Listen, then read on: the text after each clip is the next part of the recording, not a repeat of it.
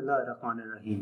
First year आज हम chapter 6 fluid dynamics Balochistan text book board के शॉर्ट क्वेश्चन सॉल्व करेंगे।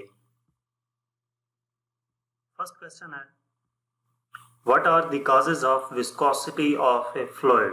विस्कोसिटी किस वजह से होती है वो हमने बताना है कि फ्लूइड की जो विस्कोसिटी होती है वो उसकी रीज़न क्या है, विस्कोसिटी के काजेज क्या हैं।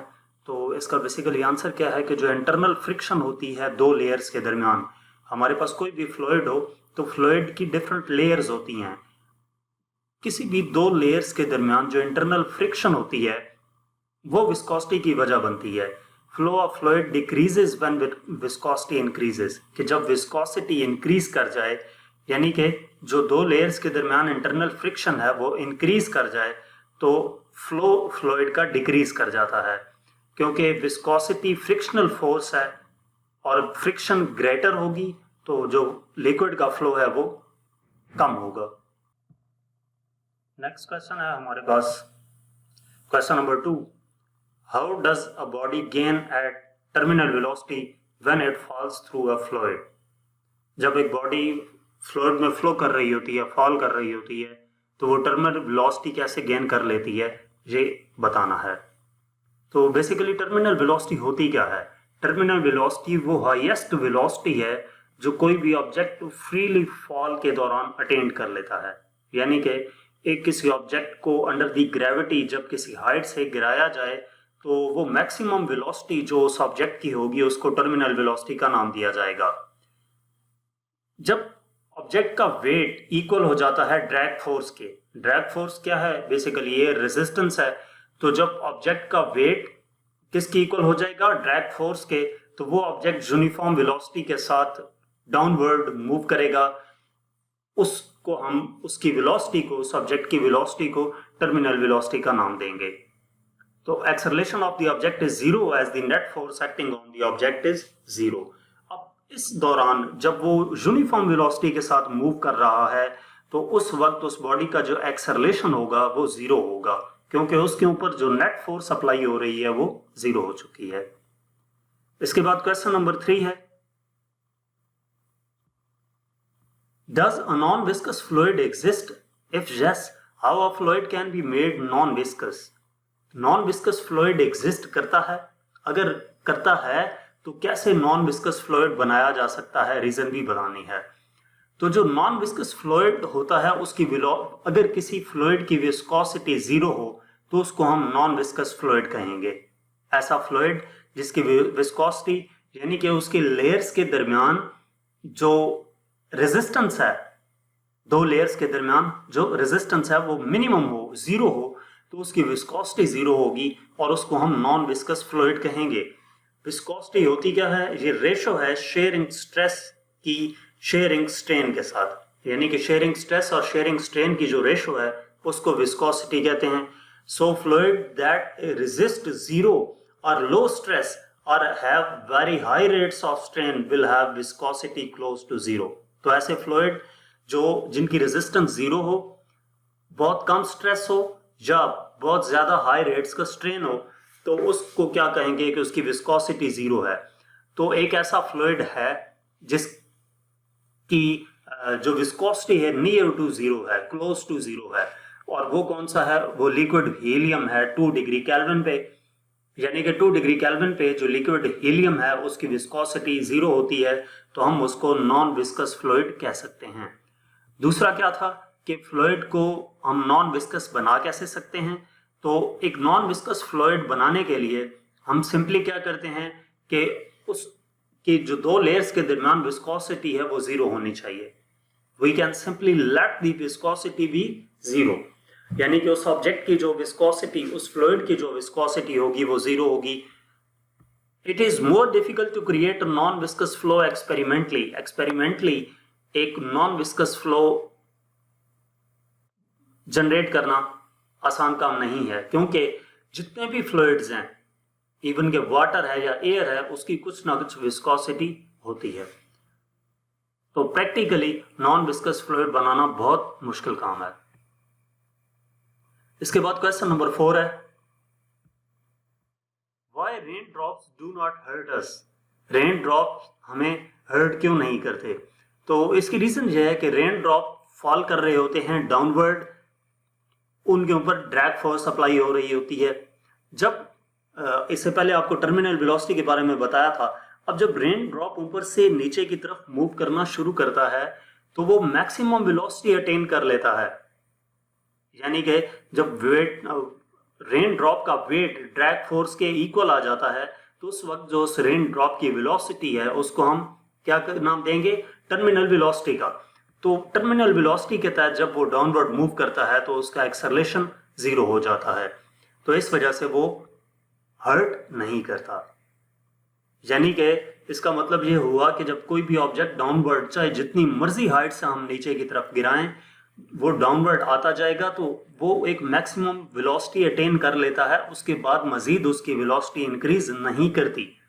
जब मजीद वेलोसिटी इंक्रीज नहीं करती तो इसका मतलब ये है कि वो टर्मिनल वेलोसिटी के साथ अर्थ की सरफेस पे आएगा, तो इस वजह से हमें वो हर्ट नहीं करता। अगर टर्मिनल वेलोसिटी अटेन ना होती और वो ऑब्जेक्ट ग्रेजुअली जो डाउनवर्ड आता उसकी वेलोसिटी इंक्रीज करती जाती तो वो बुलेट से भी ज्यादा स्पीड से नीचे आता, लेकिन टर्मिनल वेलोसिटी की वजह से जो वो ऑब्जेक्ट हर्ट नहीं करता, या रेन ड्रॉप जो है वो हर्ट नहीं करता। इसके बाद क्वेश्चन नंबर 5 है, how a steady flow differs from turbulent flow. Steady flow और टर्बुलेंट फ्लो दोनों एक दूसरे से डिफरेंस कैसे हैं, तो इसके बारे में बताना है। स्टेडी फ्लो बेसिकली क्या होता है?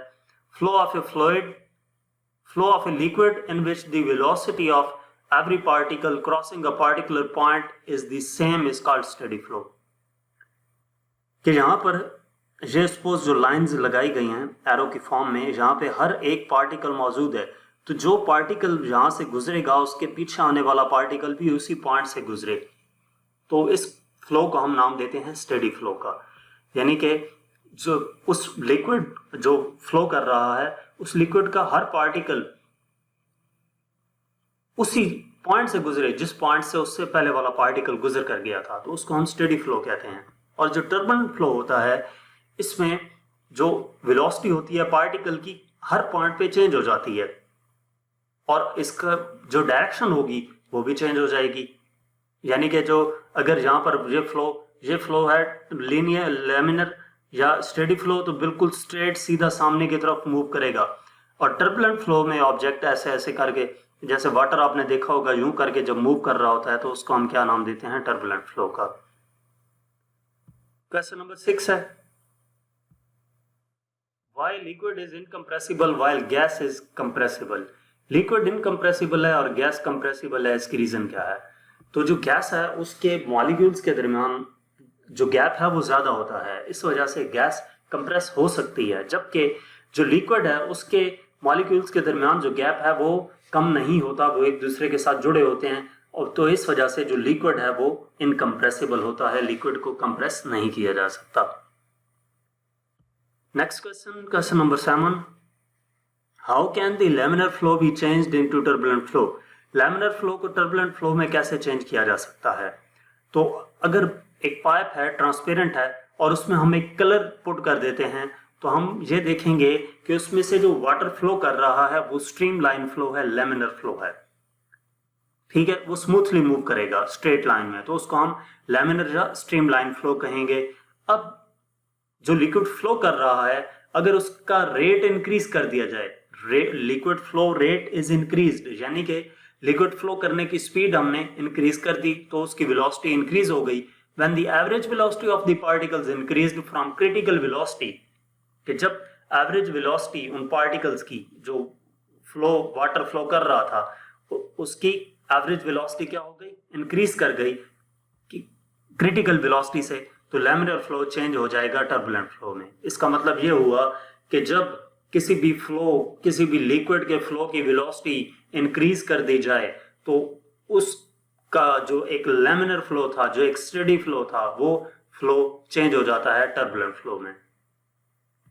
नेक्स्ट है question number 8, how variation in pressure is affected by speed of fluid. Variation pressure में, अगर प्रेशर चेंज होता है तो स्पीड पे क्या इफेक्ट पड़ेगा?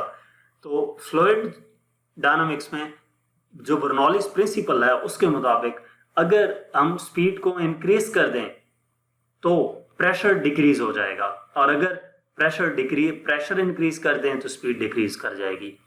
अब अगर एक क्रॉस सेक्शनल एरिया का पाइप है उसको इंक्रीज कर दिया जाता है, उसका क्रॉस सेक्शनल एरिया, तो जो वेलोसिटी है फ्लूइड की वो डिक्रीज कर जाएगी, जिसकी वजह से जो प्रेशर है उस फ्लूइड का वो इंक्रीज कर जाएगा। Question number 9, what are the 3 factors associated with an ideal flow? वो 3 ऐसे कौन से फैक्टर हैं जो आइडियल फ्लो के साथ एसोसिएट कर रहे होते हैं? तो उनमें से जो 3 फैक्टर्स जो एसोसिएट कर रहे होते हैं आइडियल फ्लो के साथ, सबसे पहला क्या है? Fluid should be non viscous. जब नॉन विस्कस फ्लो होगा, जो फ्लूइड होगा वो नॉन विस्कस होगा, तो हम कहेंगे कि वो आइडियल फ्लो है। दूसरी क्या कंडीशन है? Fluid should be incompressible. और तीसरी, fluid motion should be steady. Non viscous यानी कि उसकी विस्कोसिटी क्या हो? 0 हो। इनकम्प्रेसिबल, कंप्रेस ना हो सके। Steady, motion should be steady यानी कि स्ट्रीमलाइन फ्लो हो। इसके बाद नेक्स्ट क्वेश्चन है question number 10, how can a venturimeter be constructed? Venturimeter कैसे बनाया जा सकता है? तो वेंट्रीमीटर बेसिकली एक टाइप ऑफ फ्लो मीटर है जो वर्क करता है प्रिंसिपल ऑफ बर्नौलीज इक्वेशन पे। अब इसमें एक हॉरिजेंटल पाइप होता है जिसमें सेंटर पे कंस्ट्रक्शन की गई होती है, इसके मिडिल पे कंस्ट्रक्शन की गई होती है। ये हॉरिजेंटल पाइप है और इसके मिडिल में कंस्ट्रक्शन की गई होती है। जब वाटर फ्लो करता है इससे तो स्पीड ऑफ फ्लूइड जो है हाई होगी जहां पे एरिया स्मॉल होगा। जहां पे एरिया स्मॉल है तो स्पीड ऑफ फ्लूइड ज्यादा होगी और प्रेशर जहां पर लो होगा। While speed of the fluid will be low where area is small and pressure will be high. अगर इस पॉइंट 1 पे देखें तो यहाँ पर एरिया, क्रॉस सेक्शनल एरिया ज्यादा है, स्पीड कम होगी और प्रेशर हाई होगा। Pressure difference at 2 points can be measured with the help of A pressure gauge. जो प्रेशर डिफरेंस है इन 2 पॉइंट्स पे, पॉइंट 1 और पॉइंट 2 पे, उस प्रेशर डिफरेंस को मेजर किया जा सकता है किसकी मदद से? प्रेशर गेज की मदद से, which is at the head of 2 different cross sectional areas. जो इन क्रॉस सेक्शनल एरिया के जो ये एक्सटर्नल पाइप्स लगाए हुए हैं इनके साथ हम प्रेशर गेज अटैच करके तो इनका प्रेशर मेजर कर सकते हैं। तो वेंट्रीमीटर इस तरह से कंस्ट्रक्ट किया जाता है। क्वेश्चन नंबर 11 है, how does filter pump work? Filter pump कैसे वर्क करता है? तो फिल्टर पंप वर्क करता है principle of reducing the pressure in vessel, यानी कि वेसल में जो प्रेशर होता है वो रिड्यूस कर दिया जाता है। अब इसमें होता क्या है कि हमारे पास 3 पाइप्स होती हैं, ए, बी और सी। जो वाटर है वो पास करता है नैरो पोर्शन ए से, इससे वाटर पास करता है तो इसकी वेलोसिटी इंक्रीज कर जाएगी और प्रेशर डिक्रीज हो जाएगा। जो एयर है एटमॉस्फेयर प्रेशर की वो पास करती है बी से, यानी कि एक्सटर्नल एयर जो है वो इस बी पाइप से पास करती है टूवर्ड्स द वाटर। अब जहां पर वाटर और एयर मिक्स हो जाते हैं, towards water at low pressure. अब वाटर लो प्रेशर पे था और जहां से एयर इसके साथ मिक्स हुई तो वो वाटर को कैरी कर जाएगी पोर्शन सी की तरफ and filter the water through a sink. तो इससे जो वाटर है वो फिल्टर कर जाता है सिंक की तरफ। ए पार्ट से हमारे पास वाटर आ रहा था, बी से एयर आ रही थी और ए और बी जहां पर वाटर और एयर जब मिले तो सी से वो वाटर फिल्टर होकर सिंक की तरफ आ जाता है। क्वेश्चन नंबर 12 है, how can aerofoil lifted be produced? Aerofoil lift कैसे प्रोड्यूस होता है? तो एरोफॉइल लिफ्ट जो है वो बेसिकली बर्नौलीज इक्वेशन पे डिपेंड कर रहा होता है, बर्नौलीज इक्वेशन के प्रिंसिपल पे वर्क कर रहा होता है। जो विंग्स होते हैं एरोप्लेन के उनको ऐसा डिजाइन किया जाता है कि जो अपर पोर्शन है वहां पर एयर पास करती है हाई स्पीड से, तो वहां पर जो प्रेशर होगा वो लो होगा। जहां पे वेलोसिटी ज्यादा होगी वहां पे प्रेशर कम होगा। इस प्रोसेस के तहत ऊपर से वेलोसिटी की जब स्पीड ज्यादा होगी, एयर की वेलोसिटी ज्यादा होगी तो प्रेशर क्या होगा? लो हो जाएगा, और दूसरे एंड पे यानी कि उस विंग के डाउनवर्ड में यहाँ पर जो स्पीड है वो लो है, तो इस वजह से प्रेशर यहाँ पर हाई होगा। अब ऊपर प्रेशर कम है, नीचे प्रेशर ज्यादा है, तो क्या होगा कि ये जो विंग है वो ऊपर की तरफ मूव करेगा, तो पूरे एरोप्लेन को ऊपर की तरफ मूव करके ले जाएगा। इसको एरोफॉइल लिफ्ट कहा जाता है। फिर जब एरोप्लेन को डाउनवर्ड लाना होता है तो इन विंग्स की जो पोजीशन है वो चेंज कर दी जाती है, ताकि ये प्रोसेस अपोजिट हो जाए कि डाउनवर्ड प्रेशर लो हो जाता है और अपवर्ड हाई हो जाता है, तो एरोप्लेन डाउनवर्ड मूव करता है। तो बेसिकली इसमें सिर्फ एरोफॉइल लिफ्ट का पूछा गया था, यानी कि एरोप्लेन ऊपर की तरफ कैसे उठता है, तो वह आपने सिर्फ इस प्रोसेस का जिक्र करना है कि ऊपर प्रेशर कम और नीचे प्रेशर ज्यादा, तो इस वजह से एरोप्लेन ऊपर की तरफ मूव कर जाएगा। नेक्स्ट है question number 13, what is the process of measurement of blood pressure of a person. Process क्या होता है किसी भी पर्सन का जो ब्लड प्रेशर मेजर किया जाता है उसका। तो ब्लड प्रेशर मेजर करने के लिए एक इंस्ट्रूमेंट यूज किया जाता है जिसको हम स्फेगोमैनोमीटर कहते हैं। First, a cut is placed around arm and inflated with a pump until the circulation is cut off. ये हमारे पास एक कफ होता है, ये प्लेस किया जाता है आर्म पे, और इसको क्या करते हैं कि इस पंप की मदद से इसमें हवा भर दी जाती है। Small valve slowly deflates the cuff and the doctor measuring blood pressure uses the stethoscope placed over arm to listen for the sound of blood pulsing through the arteries. अब ये जब इसमें हवा भरी जाती है कफ में, तो ये आर्टरीज को बंद कर देता है। अब स्लोली इसको क्या किया जाता है, हवा इस यहाँ पे एक छोटी सी लगा होता है पॉइंट, उसकी मदद से चूड़ी सी बनी होती है, उसको लूज करके तो हम इससे हवा निकालते हैं। तो जो आर्टरीज होती हैं जो पहले बंद पड़ी थी, अब उसमें से ब्लड फ्लो होना शुरू होता है। तो जब वो फ्लो होना शुरू होता है तो डॉक्टर स्टेथोस्कोप, ये वाली स्टेथोस्कोप कानों में लगाकर जहाँ से सुनना शुरू करता है कि वो जो ब्लड प्रेशर मूव करना शुरू किया है आर्टरीज में, तो वो सुनाई देता है। That first sound of rushing blood refers to the systolic blood pressure. अब जो फर्स्ट साउंड उन आर्टरीज के अंदर ब्लड के फ्लो करने का सुनाई देता है उसको सिस्टोलिक प्रेशर कहते हैं, और ये नॉर्मली ऑलमोस्ट 120 मिलीमीटर होता है। और दूसरा क्या है, that first sound, once the sound fades, the second number indicates the diastolic pressure, the blood pressure of heart at rest. और दोबारा हमें जो फिर आवाज सुनाई देती है वो डायस्टोलिक प्रेशर होता है और उसकी वैल्यू 70 है। नेक्स्ट क्वेश्चन है question number 14, what is the difference between systolic and diastolic pressure. Systolic और डायस्टोलिक प्रेशर में डिफरेंस क्या है। तो सिस्टोलिक प्रेशर वो प्रेशर होता है जो जब हार्ट कांटेक्ट करता है तो उस वक्त जो प्रेशर मेजर किया जाता है उसको सिस्टोलिक प्रेशर कहते हैं, और इसकी वैल्यू ऑलमोस्ट 120 टॉर होती है। और डायस्टोलिक प्रेशर वो प्रेशर होता है, वो ब्लड प्रेशर होता है जो उस वक्त मेजर किया जाए, ये सिस्टोलिक प्रेशर था, और डायस्टोलिक प्रेशर उस वक्त मेजर किया जाता है जब जो हार्ट है वो रिलैक्स्ड कर जाता है। जब रिलैक्स्ड करता है तो उस वक्त जो डायस्टोलिक जो प्रेशर मेजर किया जाता है उसको डायस्टोलिक प्रेशर कहते हैं, और इसकी वैल्यू ऑलमोस्ट 80 टॉर होती है नॉर्मल पर्सन के लिए। नेक्स्ट है question number 15, if a high wind blows near a window the window may break outwards, give reason. अगर तेजी से हवा चल रही है, विंडो के पास से गुजरती है, तो अगर विंडो ब्रेक करती है, विंडो गिलास जो है वो ब्रेक करता है, तो गिलास आउटवर्ड गिरता है, यानी कि कमरे के अंदर नहीं गिरता, बाहर गिरता है। उसकी रीजन क्या है। तो इसमें बेसिकली ये है कि जब विंड ब्लो करती है आउटसाइड द बिल्डिंग तो लो प्रेशर जोन क्रिएट हो जाता है आउटसाइड बिल्डिंग पे।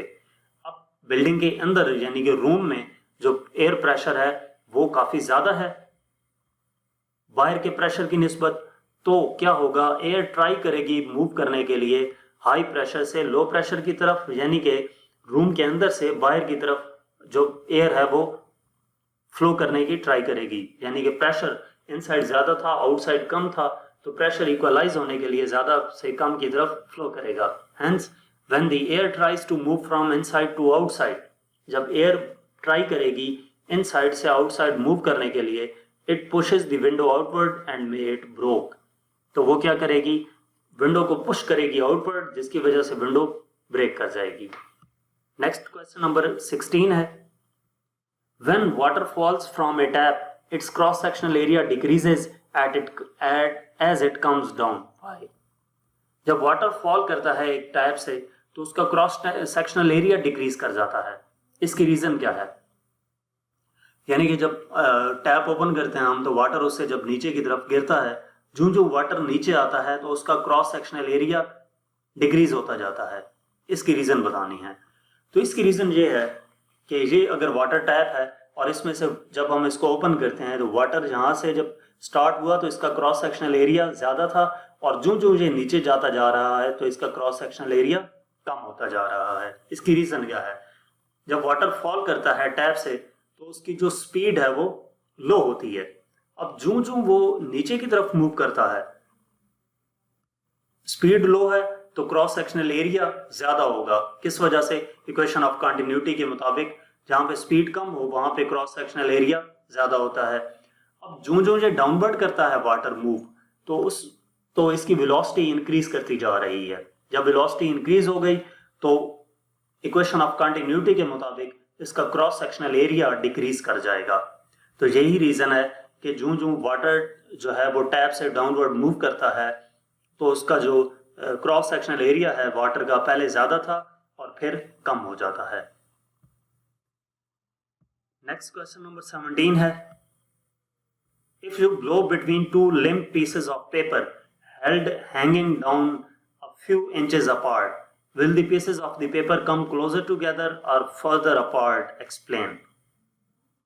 अगर दो पेपर्स के दरमियान हम क्या करते हैं, फूंक मारते हैं, तो उससे क्या होगा, जो कि few inches apart हैं तो वो पीसेस कम क्लोजर आएंगे, एक दूसरे के करीब आएंगे, या फर्दर अपार्ट दूसरे से दूर चले जाएंगे। When air is blown in between the two papers, जब दो पेपर्स के दरमियान एयर ब्लो की जाती है, प्रेशर वहां पर डिक्रीज कर जाएगा, and high pressure from the side push them toward each other, के सेंटर में जो प्रेशर होगा वो डिक्रीज कर जाएगा। आउटसाइड पे प्रेशर ज्यादा था तो वो आउटसाइड का प्रेशर उसको क्या करेगा, इनर साइड के प्रेशर को इक्वलाइज करने के लिए इन साइड मूव करेगा, तो वो जो पेपर्स हैं वो टूवर्ड्स ईच अदर मूव करेंगे। इसके बाद इस चैप्टर का लास्ट क्वेश्चन है, question number 18, why a fog droplet appears to be suspended in air. जो फॉग ड्रॉपलेट है वो ऐसा क्यों लगता है कि हवा में ठहरा हुआ है? तो when a fog droplets falls through air, the drag force acting on it becomes equal to the weight of the droplet, then net force acting on it is zero. कि ड्रैग फोर्स जब apply होती है, fog droplet downward move कर रहा है तो drag force जो act कर रही है उस पर वो इक्वल हो जाती है ड्रॉपलेट के वेट के, तो जो नेट फोर्स उस पर अप्लाई होगा वो जीरो की इक्वल होगी। Thus the droplet will fall with terminal velocity whose value is very small. तो जो ड्रॉपलेट है वो डाउनवर्ड मूव करता है टर्मिनल वेलोसिटी के साथ, और उस टर्मिनल वेलोसिटी की वैल्यू बहुत कम होगी, तो इस वजह से ऐसा लगता है कि जो वो फॉग ड्रॉपलेट है वो सस्पेंड हुआ है एयर में। तो यहाँ तक हमारे पास इस चैप्टर के एक्सरसाइज शॉर्ट क्वेश्चन थे। मज़ीद कोई भी सॉल्यूशन देखने के लिए आप हमारी वेबसाइट विजिट कर सकते हैं। इसके अलावा आप हमें यूट्यूब, इंस्टाग्राम और फेसबुक पर फॉलो करें। Thank you.